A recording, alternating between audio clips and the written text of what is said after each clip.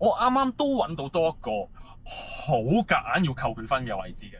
佢呢一個遮陽簾冇電動掣俾我喐，我要喐手啊！我老闆嚟㗎嘛，我點可能喐我咁尊貴嘅手去喐呢個窗簾嘅咧？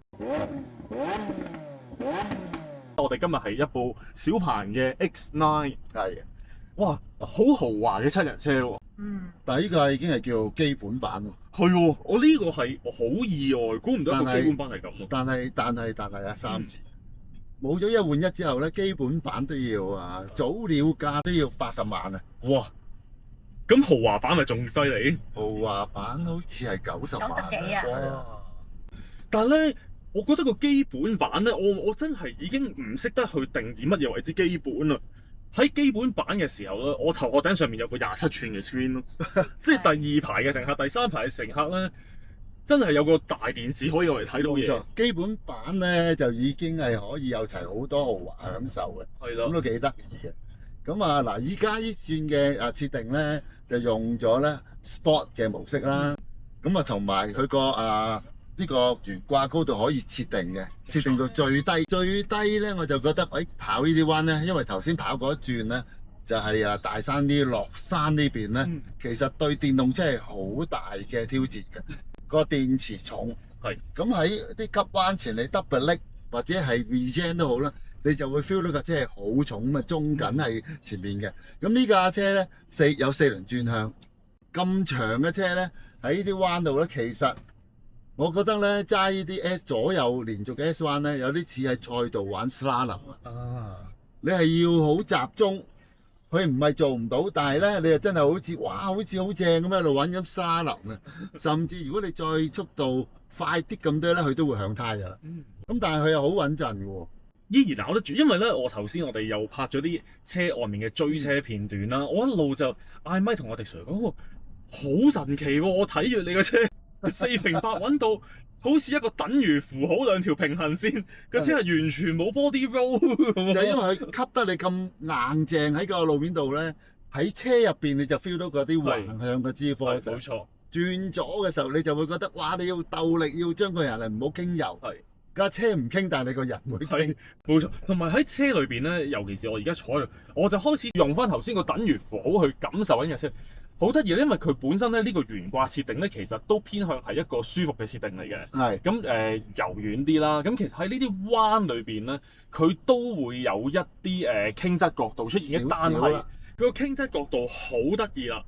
我一路望住上面，同我望住個地平線嗰邊啦，兩條線個傾側咧，原來都幾唔一致嘅喎。上面頭殼頂嗰度咧，佢平衡到嘅喎。下面反而轉完個彎嘅時候，你 feel 到啦，佢會有少少我哋叫 rebound 啊，冇錯，即係你轉完個彎之後，佢有少少一個反方向嘅叫做調整啊，令到架車 hold 住喺度嘅，盡量平衡俾你嘅。咁呢一個咧喺呢架車裏邊咧係會出現嘅情況嚟嘅。咁就用到最低嘅懸掛高度咧，咁就好明顯咧就吸震咧就冇咁好啦。係。咁就會有少少，你會覺得經過啲爛嘅路面咧，嗰種震盪，你會會入到你嘅 pat pat 嘅。冇錯，哇！但係以一個舒適乘坐感嚟計咧，佢啊真係幾值回呢一個票價。因為我作為一個乘客啦，而家咁我哋上嚟車當然就會即刻去開盡晒我可以享受嘅嘢享受啦。咁第一排啦，咁我有通風凳啦，好多而家所謂定位比較高級少少嘅電動車。佢哋都已經係包括埋呢一樣嘢㗎啦。冇錯，佢通風凳得嚟呢張係冷氣嘅通風凳嚟嘅，佢唔知就咁樣有風出。係今日天氣唔算好熱啊，咁但係喺陽光底下咧都興嘅。係啦，咁開咗呢個通風凳咧就涼浸浸啦，好舒服。Celia 喺後邊咧，我哋都有幫佢開埋。冇錯，有冇覺得涼浸浸啊？舒唔舒服先？你有冇試埋佢嗰張座椅嘅其他功能啊？好多嘢玩喎，你張凳。我依家喺度按摩。已經按摩緊㗎。係啦。按摩嘅力度有冇得調校啊？佢話有嘅，不過頭先撳嘅應該都係最大力㗎啦。咁你而家中排咧，你覺得成個整體感受俾你個空間感啊，個頭殼頂同埋隻腳個空間夠唔夠？好夠。係啦，好舒服。只不過中排如果你咁多彎嘅時候咧，我就會真係左右咁搖晃咯。啊，係啦，但係佢又未至到暈車浪係嘛？未至於暈車落嘅。如果你望住前邊嘅話，你可能如果你望住個電話就好難講啦。咁因為呢段咧係落山嘅斜路啦，係陣間上山咧就會好啲嘅。上山個電池咧對嗰個落去個急彎頭咧嗰種反作用力咧就低啲，咁啊變咗對你嚟講就可能冇咁搖晃。喺駕駛嚟講咧，我覺得其實都幾得意，佢有啲嘢好矛盾嘅，好似呢個急彎好急啦，咁但係因為由於佢4輪轉向咧，你又覺得去到咧，你又原來又好簡單又過到，係喎，只不過咧過嘅時候你就真係好似喺 track day 玩呢個 slalom，你係要有啲搏鬥嘅力度嘅，個力度唔係個太重咗，而係車內個離心力好強，係你要同嗰個離心力搏鬥。個體感同個離心力去搏鬥。其實呢一個幾得意嘅。市面上面暫時係唔多呢一類型嘅車出現，即係呢種體感啊，係好耐未試過呢一樣嘢，係啦。咁又想問下咧，因為 Celia 而家坐緊嘅呢個係老闆位啦，係咁都70幾80萬嘅，咁你覺得值唔值回票價呢70、80萬？如果你作為一個老闆，你點睇呢個感覺先？我覺得係值嘅，係因為之前可能坐其他嗰啲車其實冇咁舒服㗎。係啊。個舒服係來自於而家成個空間俾你嘅體驗啊，定係張凳已經你覺得會舒服咧？張凳啦，成個空間咁啦，即係坐落去嗰個舒適度係覺得即係張梳化嘅感覺係啊，柔軟度係啱你嘅喜好嘅，因為有啲人就需要中意係硬淨啲嘛，腰骨即係唔好嘅話，腍嘅梳化咧有機會坐耐咗就係覺得腰骨有啲冤啊，有啲赤啊咁。呢個軟硬適中。係。咁我想繼續再問落去，因為咧我哋接觸到而家好多唔同嘅部件啦，又或者手枕啊、門側邊有啲把手啊，你覺得啦呢一架車多唔多享受嘅嘢可以俾你用得到，或者你感受得到？都多嘅。首先佢真係你佢嗰個通風啦，你頭先講嘅係啦，佢係成張凳好似涼浸咁嘅，係啦。跟住你喺度坐嘅時候，你又可以嘆下佢個按摩啦，係啦。咁一上山我就費事教佢冇重啦，係啦。上山就係啦，都係享受下我喺前面劈先。嗱，一上斜咪冇咁搖晃啊。好過頭先落斜。冇錯啦，咁因為電池重咧，嗰個作用力咧就會強好多。不過佢個避震，你個較低較高嗰個感受都分別幾大。幾明顯嘅。係啊。因為有一轉我揸就係普通嘅高度啊，即係適中喺中間，咁就除咗你入邊會 feel 到嗰個離心力啦，你都會覺得成架車嗰個搖晃，即係本身架車咧就冇壓得咁實。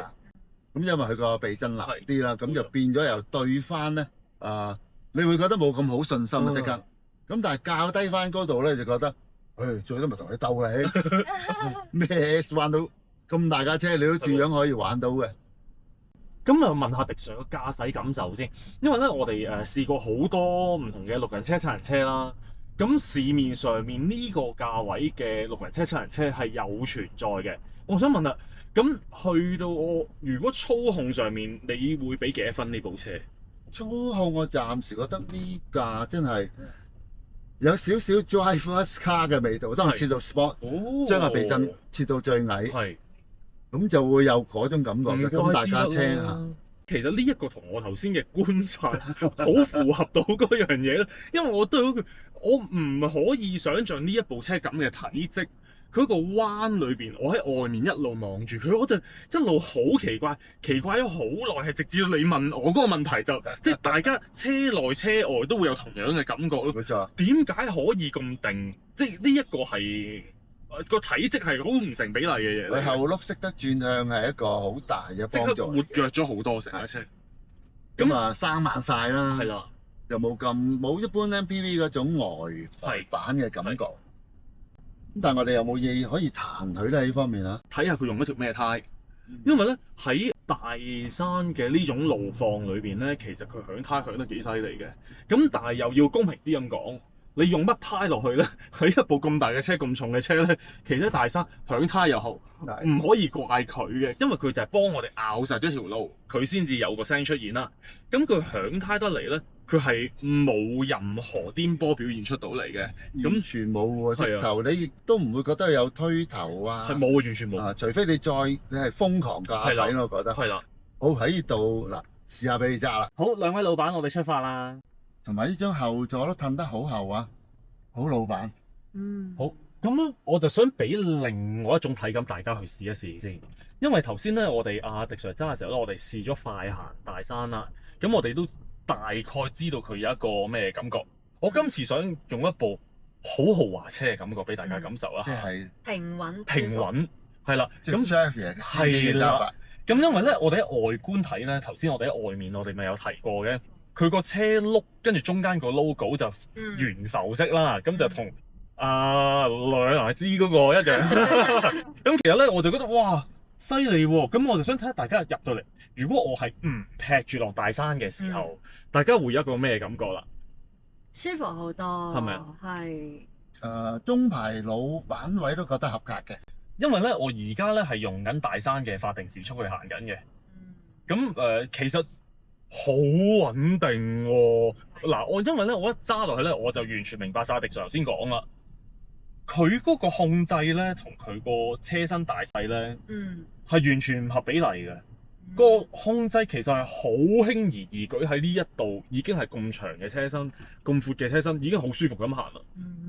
大家可能會覺得迪 Sir 而家個坐姿係咪已經係攤咗舒服嗰個坐姿嚟㗎啦？我仲可以再斜啲嘅。就唔一定話要去到即係呢個零重啦。係啦，因為咧，我又想俾大家感受。而家咁樣都挨斜晒，好似飛機搭飛機嘅 business 咁樣，即係挨斜啲啦。咁我哋又可以試下話俾大家聽，喺呢一種狀態之下咧，作為老闆，會喺中排會唔會需要嘔吐袋咧？我一定會。係。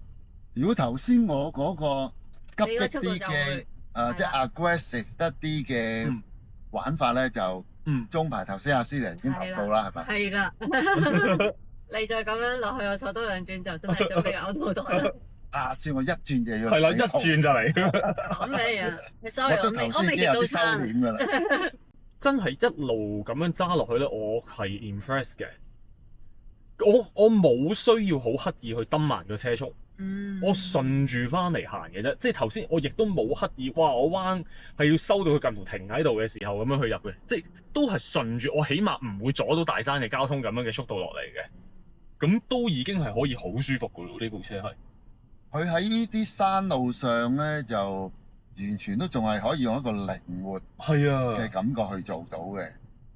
即係你唔需要話，譬如嗱，而家呢個彎好急，好急嘅呢個其實。咁但係你都唔需要話，哇！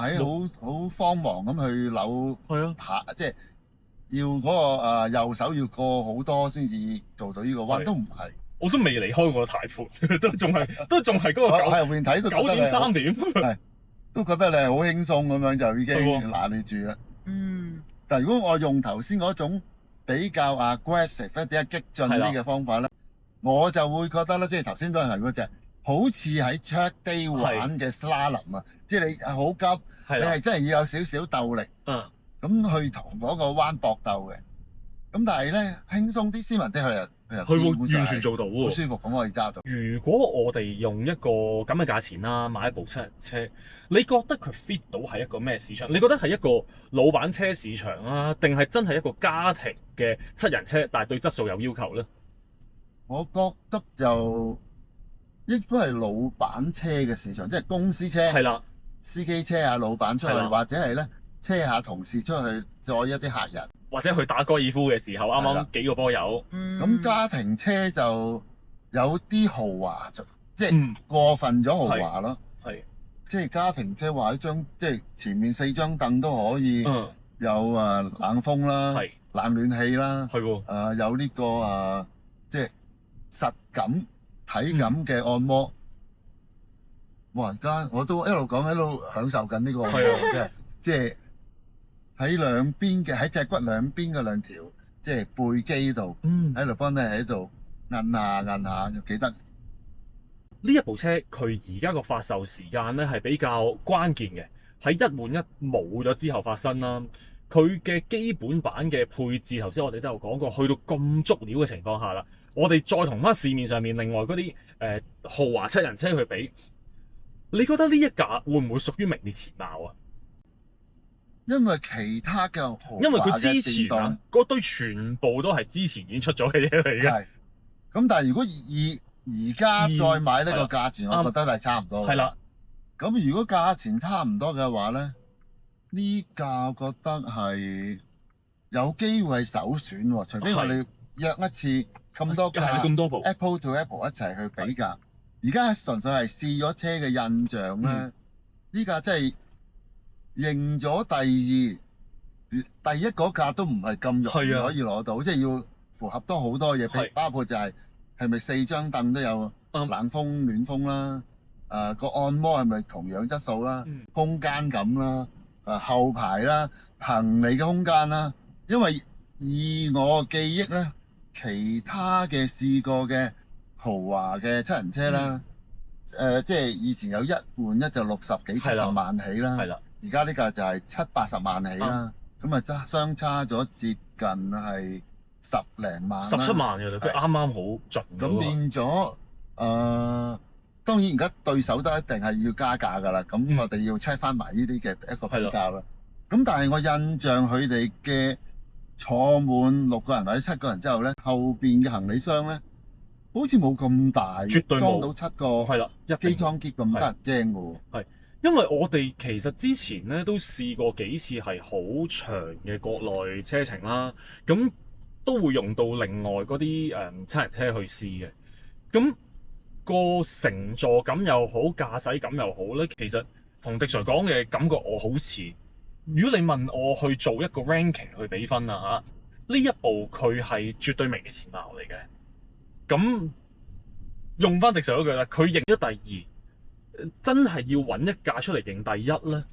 我諗嗰個叫一個好 hard fight 啫，即係兩部車真係要打過先至知啦。咁有冇咁多個選擇咧？其實真係冇。市面上面另外就係得我諗到嘅，如果我哋直接開埋牌子嘅，就 Zeekr 會有一部啦 ，Denza 會有一部啦。呢兩部會係直接會同呢一個係 overlap 市場對手嚟嘅。如果非純電嘅，仲有豐田啦，豐田嘅 Wildfire 啦，係啦。咁嗰個又係Wildfire 又係會另外一個好特別嘅對手嚟，因為 Wildfire 去到今代咧，尤其是去到 Hybrid 嗰部咧。佢個駕駛感啊，裏邊嘅嘢已經係完全係超越咗之前任何一代嘅。咁係都會係一個好選擇。咁呢一個市場咧，我覺得越嚟越好玩啊，越嚟越多選擇，等於越嚟越多選擇啦。即係老闆要揀一個公司車，而自己又可以間中用司機車自己嘅話車客人，咁選擇係多咗嘅。以前好似就係。除咗豐田之外，好似冇乜選擇喎。但係而家多咗電動車嘅選擇啦。咁遲啲其實呢一類嘅電動車，其實喺國內都其實大部分都係已經有增程嘅 PHEV 啦。咁變咗嚟緊，我諗咧個選擇係越嚟越多。係冇錯。有一樣嘢我想讚佢嘅就係而家前面嘅實況，大家睇片咧應該見到前面有架大泥頭啦，狂噴白煙啦。我想讚佢嘅係呢一個冷氣系統，佢本身好醒目，佢過濾到係冇嘢入到嚟嘅。我就係專係想去試一試，我唔撳佢，唔隔佢空氣嘅，會自然發生啲咩？全自動，一啲臭味都冇嘅。我哋而家係講緊。係喎，你唔講我都冇留意。好醒嗱，呢啲就係佢而家啲 AI 咧判斷好準啊！佢一 sense 到外面有污染，已經自己搞掂晒啦。我哋講咗好多佢嘅特點，甚至係優點啦，好似都係時候咧，陣間我哋3個人總結下就睇下，冇錯，有冇缺點嘅咧？咁買之前有咩缺點要認清楚，係咪自己可以接受，或者自己係唔介意嘅咧？我想問翻一開始嘅問題啦。今次咧，我係用一個好司機嘅手法去揸呢一部車啦。作為一部老闆車，兩位老闆。逐個講下 Celia 先，你嘅乘坐感受如何？佢冇咁燉啦，首先係啦。同埋好舒服嘅，你就算彎路我又唔覺得會暈嘅感覺，係啦。值回票價？值呢個個冷氣吹風咧，冷氣吹風都好均勻嚟去係呢個滲透式。係啦，佢唔係局部性嘅吹一樣嘢，呢個覺得值得。咁我覺得女性係特別中意呢一種咯，我哋就有陣時一上即係想炸到最勁。係啊。咁迪 Sir 啦，當你俾咗80萬出嚟買呢一部車，作為老闆嘅你點睇啊？嗱，第一我覺得咧，佢兩邊個電趟門啦，開嘅時候都個角即係開得個空間都好大嘅，係出入就好容易嘅。跟住我亦都頭先試過就係佢有個One Touch 啦，想入第三排咧，撳咗之後咧，佢褪前咗，咁你入第三排亦都唔需要特別要捐啊。係啊，好多七人車嘅第三排你要捐入去噶嘛。冇錯。咁甚至喺中間咧，呢個中間位走廊行入去中間後邊咧，都唔算太過難位嘅喎。即係除非你好肥好大隻，超過6尺啦，咁你要捐入去，就係要捐入去後座啦。因為呢度中間呢個闊度咧，我個身形咧，我覺得都可以係好輕鬆咁就可以行去後座啦。咁呢啲嘢我都覺得係值得讚嘅地方。我啱啱臨尾呢一段咧，我稍為真係俾翻少少油去試下佢行幾個彎啦。原來係好敏捷嘅，即係以呢個噸位嘅車嚟講，佢係唔合乎常理嘅，係敏捷嘅件事。所以暫時去到呢刻，我讚住咁多先。一陣間我哋俾啲彈嘅地方大家。今次咧，我哋就 Celia 負責揸車，我同埋迪 Sir 咧就做下呢個老闆嘅感覺啦。哇！原來呢個老闆位咧真係好舒服㗎，浮誇到咧，真係翹住腳，同埋好舒服。嗱，如果我褪後啲咧，完全冇影響啊！我褪到我認為最舒服啊，都得係嘛？完全對於我嚟講係冇影響嘅。我想講咧，呢一個後座咧，大家會見得到，又係值得讚嘅嘢嚟嘅。嚟到香港嘅車咧，好大部分係冇一個功能嘅，就係呢張台。咁佢係保留翻咗喺度俾我哋嘅。作為一個老闆咧，其實我哋可能好多隨身物品啦，會有個手提電腦啊，或者我哋有陣時開會啲文件啦，需要擺喺呢度，咁就係靠佢啦。咁上到嚟車，自己可以攞嚟用啦，咁幾好喎。老闆仲有個雪櫃喎，有冇嘢飲啊？我哋睇下有冇香檳喺度先。香檳。哇！點安排？今日冇香檳。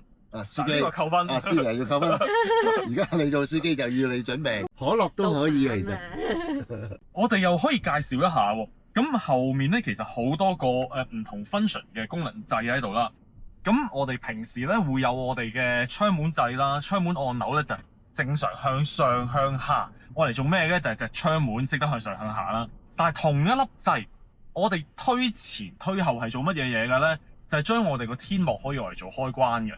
咁呢一個又係覺得好好嘅一個功能嚟嘅。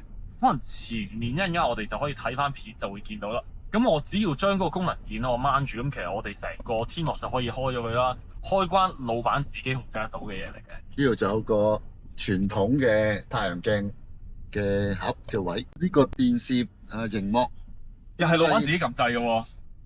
撳落嚟睇下。我哋咧可以嘗試開俾大家，又係老闆呢一度一篤呢一個咧，咁佢個熒幕咧就喺呢一度落嚟啦。咁所以咧，其實嗰個所謂影視享受咧，老闆啊，或者 OK，我當你小朋友，咁其實都好開心啊。咁佢好多嘢可以揀啦，我哋見得到touch screen 啦。咁其實我哋平時會睇嘅 YouTube、Disney Plus、Spotify、Apple TV 乜都有齊喺度嘅。交咗月費先，一陣啦，係啦。最緊要同埋你係喺香港用定係你兩地車一陣間揸入翻國內之後 streaming 到爆咗咧，咁呢個照自己留意一下啦。咁好方便啦。咁我哋睇完電視一撳掣，個 screen 自己上翻咗去啦。Screen 嘅大細滿唔滿意啊，老闆？喺個車裏邊夠晒㗎啦。咁其實咧，呢一個 screen 作為一個第二排 screen，佢唔係市面上面最大嘅。我暫時去到呢刻咧，見到市面最大嘅咧係架寶馬7系。咁佢嗰一架咧，佢個 screen 係真係30幾寸嚟有。同埋佢個安排30幾寸。係同埋佢個安排都好嘢㗎，佢唔係好佔空間嗰度先至離譜。冇錯。但係呢一個講緊佢都27寸㗎咯喎，你落到落嚟嘅時候，我好舒服咁樣睇。咁其實講緊我作為第二排乘客，佢已經足夠擋住咗成個嗰個擋風玻璃大螢幕㗎啦。咁所以其實係好大嘅啦，個體感嚟講。一講到睇緊咧第三排乘客咧，其實好多時呢啲所謂豪華七人車，佢哋係冇得自己去電動調校佢哋個座椅角度㗎。呢部係有埋咯。咁所以呢一個又係值得一讚啦。咁我哋頭先玩過嘅咧就係佢可以座椅咪有通風嘅。係。去到第三排嘅時候咧，唔知係屬於好消息定壞消息啦。第三排好消息係有通風嘅。第三排嘅唔好消息咧，佢淨係得發熱嘅啫，即係冬天嘅時候你上車會好暖，夏天你第三排嘅時候你上車你想即刻哇背脊噴住涼風，唔好意思啦，淨係第一二排4位乘客可以用得到呢個功能。呢架車咧佢個風口咧其實我覺得做得幾好㗎，佢天花板氹氹跨佢已經係一個散風嘅位置啊嚇，佢唔係兜頭噴出嚟一束風嚟嘅，佢散開嘅風嚟嘅。第二、第三排乘客都有呢一樣嘢嘅，但係咧第二排嘅乘客咧，佢都仲會多咗喺乘客位隔離呢一個下面嘅位置，佢哋係會有一個出風口喺度嘅。咁所以我覺得即係中排係最舒服。中排真係好多嘢享受得到喎。前排都好多，前排即係呢個滲透風都係喺標板下邊啦，跟住左手呢個傳統嘅出風位啦。咁呢度頭頂就由於佢係滲風咧，又唔會話吹住個頭殼頂好唔舒服嗰啲啦。有陣時甚至係吹住後頸咧，後頸係中意叫風池穴啊嘛。係冇錯，受咗風寒就會傷風感冒咁啊，佢又冇呢個問題。係喎，因為咧我而家摸緊佢車廂嘅天花板呢啲位置咧，佢全部係用 Alcantara 去做。呢一個係都幾捨得落本，所以咧入到嚟呢一架車咧，會好明顯 feel 到嘅個隔音係好靚嘅嘢嚟嘅。我哋可能去到呢個試駕咧，我哋都去到好尾聲啦。我哋揾啲嘢嗱，我哋唔可以咁樣讚佢噶嘛，讚得多會囂噶嘛，係咪？我哋先揾啲嘢去彈一彈。嗱，我先揾到第一樣嘢去彈嘅係乜嘢嘢咧？咁其實咧，呢一架車係絕對舒適嘅車嚟嘅，但係咧喺呢個絕對嘅舒適裏邊。其實咧喺啲彎路裏邊咧，就真係好取決於個司機個駕駛嘅。個司機個駕駛如果激進嘅話咧，係會西嚟西去，即係會有嗰種扭啊。頭先迪 Sir 就係講嗰種扭係會令到乘客係好容易會有頭暈嘅情況出現嘅。咁呢一個係我暫時呢刻我真係會覺得係扣咗少少分嘅位置嚟嘅。有冇啲咩真係彈得到佢？其實咧，我真係一路喺度揾緊嘢彈。嗱，我出嚟有諗過㗎嚇。前排你有無線充電好開心，我就諗住就係要彈佢。原來係中排老闆揾冇無線充電。我想話俾大家聽，都有㗎，都有中排都係有無線充電。嗱，我都仲未揾到嘢可以彈佢嘅。後排冇咯啩？第三係啊，第三排應該冇啦。好，夾硬扣咗佢0點幾分啦。但呢個係好過分嘅要求嚟㗎，我想講。咁中排咧，好多時就會呢個手枕呢邊咧，就會做到就係可以將一張摺台收入去啊嘛。冇錯。咁但係咁樣嘅設計，你中意係喺個 iPad 度啊，定係喺呢度收摺台？如果你問我寧願係 iPad 嘅，但係咧會有一個情況出現嘅就係咩咧？取決於前面張凳究竟係個位置啱與唔啱。係啦，因為如果假設我係老闆上到嚟，啱啱前面張凳已經褪到好前，俾咗空間我嘅，我撞啱想用我面前嘅呢一張台，咁其實咧呢張台嘅距離就會同距離我好遠啦。咁呢一個就會係一個問題嚟嘅。我啱啱都揾到多一個好夾硬要扣佢分嘅位置嘅。咁呢一架車咧，其實你諗得到嘅豪華設施，佢係有齊晒俾你㗎。跟住咧。中排係有呢啲叫做遮陽簾嘅，好方便喎。借咗啦，係咪？咁我點解要夾硬去扣佢分咧？佢呢一個遮陽簾冇電動掣俾我喐，我要喐手啊！我老闆嚟㗎嘛，我點可能喐我咁尊貴嘅手去喐呢個窗簾嘅咧？你梗係要有埋掣俾我啦，係咪先？嗱，咁所以我覺得可能極致啲嘅，整多粒掣。嗱，呢個遮陽簾一聲佢自己上埋去，係咪更加好咧？最後冇扣分啦，唔中意雪櫃嘅，咁就可以扣分。係咯，唔中意雪櫃嘅你擺喺度，哎呀，我真係你其實唔係愛嚟雪嘢飲噶嘛，你去買咗串嗰啲叫咩好貴嘅提子啊，買咗啲咩牛奶士多啤梨啊，你買上嚟可以雪凍咁食噶喎。咁但係我又會仍有味道留喺架車度喎。生果就好啲嘅。呢個就係大老闆啦。咁大老闆咧，如果佢唔中意嘅時候咧，咁咧呢個咧就又係啦，你俾咗我冇用嘅嘢嚟嘅，但係佢有喎。有就好過冇嘅。係啦。我都一直有樣嘢彈嘅佢架車，不過又好難講嘅，因為要搞到咁多嘢，架車真係好長，泊好多車位咧，個車頭都突咗出嚟。係呢個真。咁即係屋企個車位咧，太短太窄咧，窄到佢都仲可以用車匙嚟自動幫你褪入去喎。咁呢下又係好犀利喎。咁但係會唔會有機會係控制得唔好，會拆翻架車嘅？係啦，所以咧車身大有車身大嘅優勢，但係同一時間又有個缺點，佢亦都係同樣係一個缺點嚟嘅。如果假設係一個公司諗住買一堆哇俾高管用嘅車，接客去機場好有體面嘅呢一架車，我諗佢中晒㗎啦。佢嘅分數嗱，如果我哋用一個分數去做一個完結啦，我自己我俾到呢架車9分。喺佢作為一架老闆車嚟講，佢無論豪華程度啊，你要用佢嘅摸得到嘅物料啊，所有嘢，我真係去到咗近乎無可挑剔㗎啦。咁迪 Sir 咧，我都會俾9分嘅，因為剔嚟剔去都係呢張呢個 iPad 後邊嗰張摺台啫。咁我就比較中意咧，就係收合適嘅，擺自己拎個 laptop 又得，拎個pad 喺度自己玩又得。咁不過又可能覺得玩咩 pad 用呢個 mon 啦。Celia 你咧有冇嘢要彈佢咧？我又冇嘅，同埋我覺得個駕駛嗰個經驗都幾好。係啊。咁你會俾幾多分佢啊？